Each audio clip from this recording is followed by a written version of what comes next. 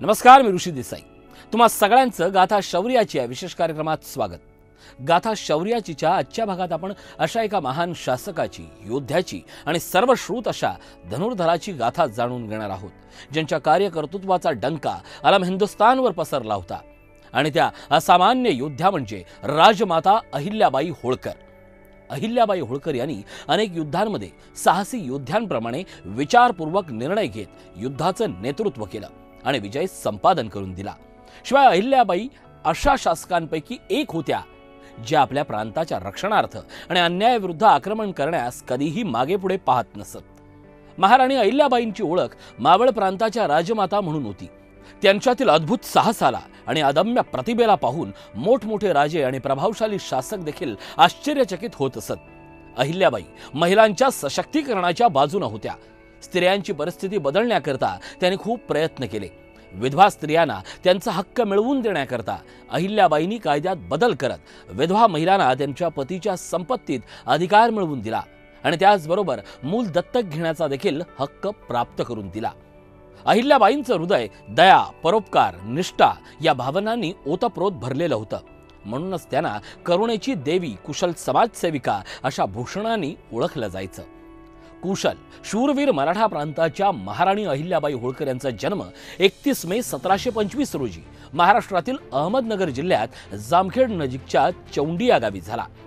अहिल्याबाई चौंडी गावचे पाटील माणकोजी शिंदे आणि सुशीलाबाई यांची लाडकी कन्या. अहिल्याबाईंचे वडील माणकोजी शिंदे पुढारलेल्या विचारधारेला मानणारे होते. त्यांना वाटायचं की महिलांनी शिक्षित व्हायला पाहिजे. ज्या काळात महिलांना घरचा उंबरा देखील ओलांडायची परवानगी नव्हती, त्या काळात माणकोजी शिंदेने आपल्या अहिल्याला शिक्षणाची गोडी लावली.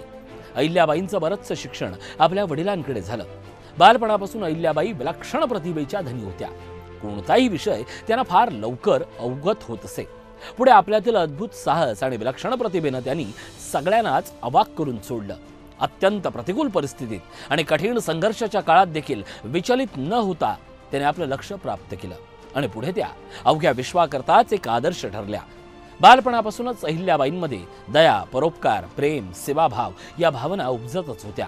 लहानपणी भुकेलेल्यांना अन्न भरवत असताना छोट्याशा अहिल्याला पुण्याला जात असलेले मावळ प्रांताचे शासक मल्हारराव होळकर यांनी पाहिलं. त्यावेळी मल्हारराव चौंडी येथे विश्राम करण्याकरता थांबले होते. बालवयातच अहिल्याबाईंमधील दया, प्रेम आणि गरजूंकरता असलेली करुणा पाहून मल्हारराव होळकर एवढे प्रभावित झाले की त्यांनी त्वरित माणकोजी शिंदेंकडे आपला पुत्र खंडेराव होळकर यांच्यासाठी अहिल्याबाईंना मागणी घातली. त्यानंतर 1733 साली वयाच्या अवघ्या 8व्या वर्षी अहिल्याबाईंचा विवाह मल्हारराव होळकर यांचे पुत्र खंडेराव होळकर यांच्याशी संपन्न झाला आणि अशा तऱ्हेनं बालवयातच अहिल्याबाई मराठा साम्राज्यातील प्रसिद्ध अशा होळकर कुटुंबाच्या सुनबाई झाल्या. लग्नानंतर काही वर्षांनी म्हणजेच 1745 साली अहिल्याबाईंना पुत्रप्राप्ती झाली आणि त्यांनी त्यांच्या पुत्राचं नाव मालेराव असं ठेवलं. पुढे 3 वर्षांनी म्हणजेच 1748 साली अहिल्याबाईंना मुक्ताबाई नावाची सुंदर कन्या झाली. अहिल्याबाई राज्यकारभारात आपल्या पतीला मदत करत असत. शिवाय त्यांच्यातील युद्ध आणि सैन्य कौशल्य उत्कृष्ट होण्यासाठी त्यांना सतत प्रोत्साहित देखील करत असत. खंडेराव स्वतः युद्धात निपुण होते. वडिलांच्या नेतृत्वात त्यांनी युद्ध कौशल्य प्राप्त केलं होतं. मल्हाररावांसोबत खंडेरावही युद्धावर जात असत. त्यावेळी राज्याचा महसूल वसूल करण्याचं, न्याय देण्याचं आणि धन, सेना, गोळाबारूद, रसद, तोफा, बैल, चाराबंदी इत्यादी कामं अहिल्याबाई स्वतः करत असत. एकदा पेशव्यांना काशीला जायचं होतं. त्याने अहिल्याबाईंना पत्र लिहिलं की महेश्वर ते काशी जाण्यापर्यंतच्या रस्त्यातील घाट, नदी आणि प्रमुख ठिकाणं यांच्या नकाशाबाबत माहिती कळवावी. अहिल्याबाईंनी संबंधित माहिती दूतामार्फत पेशव्यांकडे पाठवून दिली. पुढे काही काळानंतर अहिल्याबाईंच्या प्रांतावर श्रीमंत पेशव्यांची फौज चालून आली. खासे राघोबा दादा या फौजेत होते. त्यावेळी राजमाता अहिल्यादेवींनी श्रीमंत पेशव्यांना पत्र लिहिलं. त्यात त्यांनी लिहिलं, आम्ही आपली इमानीतबारे सेवा केली. मल्हारराव होळकर, पती खंडेराव, मुलगा मालेराव यांनी एकनिष्ठता आपल्या पायाशी वाहिली. आज राघोबा दादा फौज घेऊन तयार आहेत, ते थांबवा. परंतु अहिल्यादेवींचं पत्र जाईपर्यंत पेशवे आणि राघोबा दादा इंदोर राज्यात येऊन पोहोचले होते. अहिल्याबाईंनी तुकोजी होळकर, भोसले, शिंदे, गायकवाड यांना फौजेसह तयार राहण्याचा हुकूम दिला. इकडे राघोबा दादा क्षिप्रा नदीकाठी येऊन थांबले होते. तेव्हा अहिल्याबाईंनी पुन्हा पत्र लिहिलं, लढाई आम्हाला नवी नाही, परंतु दोन्ही बाजूने आपलं सैन्य मारलं जाईल. मराठा सैन्याचाच पराभव होईल. जर लढाई करायचीच असेल तर मी स्वतः लढाईत नेतृत्व करणार आहे. मी हरले तरी मला स्त्री म्हणून कोणी हसणार नाही, परंतु एका स्त्रीला आपण हरवलं म्हणून आपला नावलौकिक होणार नाही. जर आपण हरलात तर मात्र आपण जगात तोंड दाखवण्यालायक राहणार नाही. दोन्ही बाजूने तुमच्या नावाला कलंक लागेल. अहिल्यादेवींचं हे पत्र वाचून राघोबा दादांनी अखेर माघार घेतली. अशा या मुत्सद्दी अहिल्याबाईंनी माहेश्वर आणि तिथल्या प्रजेच्या सुरक्षेसाठी मुक्ताबाई आपल्या मुलीलाही दाब्यावर लावलं होतं. माहेश्वरमध्ये चोर डाकू यांच्यामुळे प्रजा हैराण झाली होती. त्यांचा बंदोबस्त करण्यासाठी राजमाता अहिल्यादेवींनी सर्वत्र दवंडी पेटवली की जो कोणी माणूस चोर डाकूंचा बंदोबस्त करेल त्याचा विवाह मी माझ्या मुलीशी करून देईन. राज्यात पसरलेल्या या दवंडीनंतर यशवंतराव फणसे नावाच्या तरुणानं या चोर डाकूंचा बंदोबस्त केला आणि दिल्या शब्दानुसार राजमाता अहिल्यादेवींनी त्यांची मुलगी मुक्ताबाईचा विवाह यशवंत फणसे यांच्यासोबत करून दिला. अहिल्याबाई होळकर यांच्या व्यक्तिमत्वातील या एवढ्या गुणामागे त्यांचे सासरे मल्हारराव होळकर यांचा सिंहाचा वाटा होता. वेळोवेळी मल्हाररावांनी आपल्या सुनबाईंना सैन्य, राजकारभार यांचं शिक्षण दिलं. अहिल्याबाईंमधील अद्भुत प्रतिभा पाहून मल्हारराव खूप समाधानी होत असत. अहिल्याबाईंचं आयुष्य सुखासमाधानानं व्यतीत होत असतानाच अचानक त्यांच्यावर दुःखाचा डोंगर कोसळला. 1754 साली जेव्हा अहिल्याबाई फक्त 21 वर्षांच्या होत्या त्यावेळी त्यांच्या पतीला खंडेराव होळकरांना कुंभेर येथील युद्धात वीरमरण प्राप्त झालं. इतिहासकारांच्या मते आपल्या पतीवर अत्यंत प्रेम करणाऱ्या अहिल्याबाईंनी पती निधनानंतर सती जाण्याचा निर्णय घेतला होता, परंतु त्यांचे सासरे मल्हारराव होळकरांनी त्यांना सती जाण्यापासून रोखलं. कालांतरानं 1766 साली मल्हारराव होळकरांचं देखील निधन झालं. घरातील 2 कर्त्या पुरुषांच्या निधनामुळे अहिल्याबाईंना अतिशय दुःख झालं. तरी देखील निराश न होता पुढे मावळ प्रांताची जबाबदारी अहिल्याबाईंच्या नेतृत्वात त्यांचे चिरंजीव मालेराव होळकर यांनी आपल्या हातात घेतली. राज्यकारभाराची सूत्र हाती घेतल्यानंतर अवघ्या काही दिवसांमध्ये 1767 साली मालेरावांचा देखील मृत्यू झाला. आपल्या पुत्राच्या मृत्यूमुळे अहिल्याबाईंवर आभाळ कोसळलं, परंतु पती, तरुण मुलगा, वडिलांप्रमाणे असणारे सासरे यांच्या मृत्यू पश्चातही अहिल्याबाईंनी ज्या पद्धतीने राज्यकारभार सांभाळला ते केवळ कौतुकास्पदच नव्हे तर आदर्श घेण्यासारखं आहे. आयुष्यात दुःखाचा डोंगर कोसळल्यानंतर देखील अहिल्याबाईंनी धीर खचू दिला नाही. वैयक्तिक दुःखाचा प्रभाव त्याने प्रजेवर पडू दिला नाही. पत्त्याच्या बंगल्याप्रमाणेच ढासळणाऱ्या आपल्या मावळ प्रांताला पाहून त्यांनी स्वतः उत्तराधिकारी होण्याचा निर्णय घेतला आणि त्यासाठी त्यांनी पेशव्यांच्या पुढे जाऊन विनंती केली आणि 11 डिसेंबर 1767 रोजी त्यांनी मावळ प्रांताची सूत्र आपल्या हाती घेतली. अहिल्याबाईंनी राज्याची सूत्र हाती घेतल्यानंतर राज्यातील अनेक लोकांनी याचा विरोध देखील केला, परंतु हळूहळू त्यांच्यातील अद्भुत शक्ती आणि त्यांच्या पराक्रमाला पाहता प्रजा त्यांच्या कार्यावर विश्वास ठेवू लागली.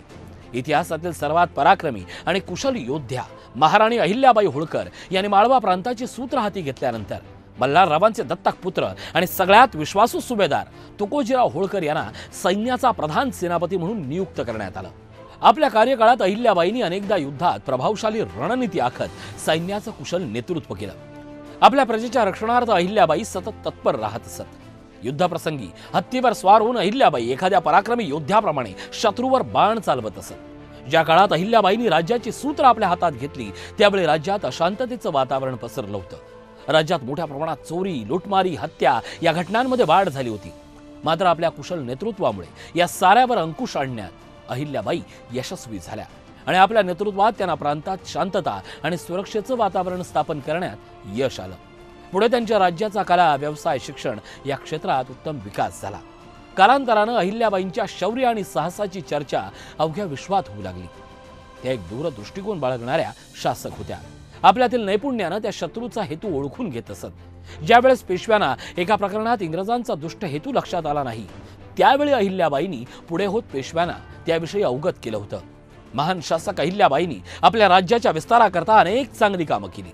राजमाता अहिल्यादेवींनी संपूर्ण आयुष्यात आपल्या प्रजेचं रक्षण आणि संगोपन एखाद्या आईप्रमाणे केलं. आपल्या राज्याचा विकास व्यवस्थित होण्याच्या उद्देशानं अहिल्याबाईंनी राज्याला वेगवेगळे तालुके आणि जिल्ह्यांमध्ये विभागलं. ग्रामपंचायतीचं काम सुरळीत करून न्यायालयाची स्थापना केली. अहिल्याबाईंच्या अशा स्वरूपाच्या लोकाभिमुख कार्यामुळे त्यांची गणना सर्वत्र आदर्श शासकाच्या रूपात सर्वदूर होऊ लागली. अहिल्याबाई होळकर यांनी 18व्या शतकात इंदोर जवळ असणाऱ्या महेश्वर येथे नर्मदा नदीच्या किनाऱ्यावर एक भव्य, शानदार, आलिशान राजवाड्याची निर्मिती केली. त्या काळी साहित्य, संगीत आणि कला उद्योग क्षेत्रात महेश्वर ओळखले जात होते. अहिल्याबाईंनी अनेक धार्मिक आणि प्रसिद्ध तीर्थस्थळांचे निर्माण कार्य पूर्ण केलं. या व्यतिरिक्त अहिल्याबाईंनी मोठ्या कौशल्यानं आणि कुशाग्रतेने अनेक किल्ले, विश्रामगृह, विहिरी आणि रस्त्यांची निर्मिती केली. इतकंच नव्हे तर शिक्षणाचा प्रचारही केला. शिवाय कला कौशल्य क्षेत्रात आपलं अभूतपूर्व योगदान दिलं. राणी अहिल्याबाईंनी केवळ आपल्या प्रांतातच नाही तर संपूर्ण भारतभर वेगवेगळ्या ठिकाणी धार्मिक मंदिरांची, धर्मशाळांची निर्मिती केली आणि मोडकळीस आलेल्या अनेक प्राचीन मंदिरांचा जीर्णोद्धार केला. द्वारका, रामेश्वरम, बद्रीनारायण, सोमनाथ, अयोध्या, जगन्नाथपुरी, काशी, गया, मथुरा, हरिद्वार यासारख्या अनेक मंदिरांचा अहिल्याबाईंनी जीर्णोद्धार केला आणि त्या ठिकाणी अनेक धर्मशाळाही उभारल्या. याशिवाय बनारस येथे अन्नपूर्णा मंदिर, गया येथे विष्णू मंदिराचं निर्माण केलं. इतकंच नाही तर अहिल्याबाई होळकरांनी आपल्या शासन काळात कलकत्ता ते बनारस या रस्त्याचीही निर्मिती केली. त्याने अनेक विहिरींचं निर्माण कार्य केलं, मोठमोठ्या नद्यांवर घाट बांधले. अहिल्याबाई होळकर या दानशूर आणि उदार शासक होत्या. त्यांच्या दया, करुणा, परोपकाराची भावना ओतप्रोत भरलेली होती आणि म्हणूनच आपल्या शासन काळात गरिबांकरता आणि भुकेलेल्यांसाठी त्यांनी अनेक अन्नछत्र उघडली. पाण्याकरता अनेक पाणपोया स्थापन केल्या. आपल्या 30 वर्षाच्या अद्भुत कार्यकाळात अहिल्याबाईंनी इंदोर या छोट्याशा शहराला समृद्ध आणि विकासात्मक बनवण्यात आपलं अमूल्य योगदान दिलं. तेथील रस्त्यांची स्थिती, भुकेलेल्या जीवांसाठी अन्नछत्र, शिक्षण या संबंधी अद्वितीय कार्य करून ठेवले. त्यांच्यामुळेच आज इंदोर शहराची ओळख समृद्ध आणि विकसित शहरांमध्ये करण्यात येते. अहिल्याबाईंची ओळख एक विनम्र आणि उदार शासक म्हणून सर्वदूर परिचित होती. गरजवंतांसाठी, गरिबांकरता, असहाय्य व्यक्तींसाठी त्यांच्या हृदयात करुणेचा सागर उफाळून येई. समाजसेवेचं व्रत अंगीकारलेल्या अहिल्याबाईंनी समाजाकरता स्वतःला पूर्णतः समर्पित केलं. महाराणी अहिल्याबाईंनी फक्त घाट, रस्ते, मंदिराचीच निर्मिती केली नाही तर त्यांनी समाजातील विधवा महिलांसाठीही चांगलं कार्य केलं आणि विधवा स्त्रियांसाठी त्यावेळी बनवण्यात आलेल्या कायद्यात देखील बदल केला. त्यावेळच्या कायद्याप्रमाणे जर एखादी महिला विधवा झाली आणि तिला मूलबाळ नसेल तर तिची सगळी संपत्ती सरकारी खजिन्यात किंवा राजकोषात जमा होत असे. परंतु अहिल्याबाईंनी या कायद्यात बदल करून महिलांना आपल्या पतीच्या संपत्तीचे वारसदार बनवले. या व्यतिरिक्त त्यांनी महिलांच्या शिक्षणावर फार भर दिला. आपल्या आयुष्यात आलेली अनेक संकट पार करत अहिल्याबाईंनी ज्या पद्धतीनं, ज्या दुर्दम्य आशावादानं स्त्री शक्तीचा वापर केला तो खूप प्रशंसनीय आहे आणि यामुळेच महिलांकरता त्या कायम एक प्रेरणास्त्रोत राहिल्या आणि राहतील देखील. महाराणी अहिल्याबाई होळकर यांची भगवान शंकरावर अपार श्रद्धा आणि दृढ विश्वास होता. असं म्हणतात की त्यांच्या स्वप्नात येऊन एकदा भगवान शंकरांनी त्यांना दर्शन दिलं. त्यानंतर 1777 साली त्यांनी संपूर्ण विश्वात प्रसिद्ध असलेल्या काशी विश्वनाथ मंदिराचा जीर्णोद्धार केला. त्यांच्या शिवाप्रती असलेल्या निस्सीम भक्तीबद्दल देखील असं म्हटलं जातं की अहिल्याबाई राजाज्ञा देताना, स्वाक्षरी करताना शिवाचं नाव लिहत असत. तेव्हापासून स्वातंत्र्य मिळेपर्यंत इंदोर येथे जेवढ्याही राजांनी सत्ता सांभाळली त्या प्रत्येक राजांची राजाज्ञा ही भगवान शंकराच्या नावानंच निघत असे.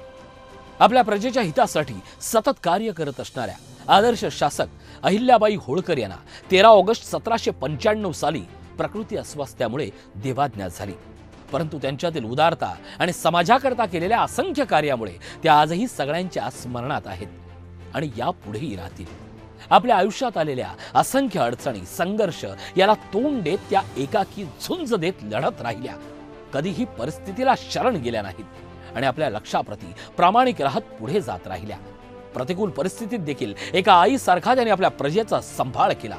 त्यांनी जनतेसाठी केलेल्या या सर्व लोकाभिमुख कार्याबद्दल बोलताना अहिल्याबाई म्हणत, परमेश्वरानं माझ्या खांद्यावर जे उत्तरदायित्व सोपवलं आहे मला ते पार पाडायचंय. प्रजेला सुखी ठेवणं हे माझं कर्तव्य आहे.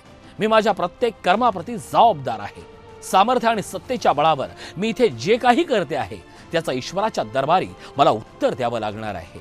येथे माझं काहीही नाही. ज्याचं आहे त्याच्याच जवळ पाठवते. जे काही घेते आहे ते माझ्यावर कर्ज आहे. मला माहित नाही की मी याची परतफेड कशी करेन. अहिल्याबाई होळकर यांनी समाजाकरता केलेल्या महान कार्याला पाहता त्यांच्या सन्मानार्थ भारत सरकारनं 25 ऑगस्ट 1996 ला पोस्टाचं तिकीट प्रकाशित केलं. याशिवाय अहिल्याबाईंच्या असाधारण आणि अद्वितीय कार्यासाठी त्यांच्या नावे एक पुरस्कार देखील दिला जाऊ लागला. अहिल्याबाईंच्या मनात आपल्या साऱ्या प्रजेविषयी असणाऱ्या असीम प्रेम आणि करुणेमुळे त्यांना राजमाता आणि लोकमाता म्हणून देखील ओळखलं गेलं. आपल्या प्रांताच्या सुख समृद्धी करता त्यांनी असंख्य कामं केली. अहिल्याबाई कायम त्यांच्यातील अदम्य इच्छाशक्ती, वीरता, पराक्रम, साहस, न्याय, राजतंत्राचे एक अद्वितीय उदाहरण म्हणून युगानुयुगे आपल्या स्मरणात राहतील. राजमाता अहिल्यादेवींच्या या असामान्य कार्याला लोकशाही न्यूजचा मानाचा मुजरा. पुन्हा भेटूया पुढच्या भागात. कुठेही जाऊ नका. पाहत राहा लोकशाही न्यूज.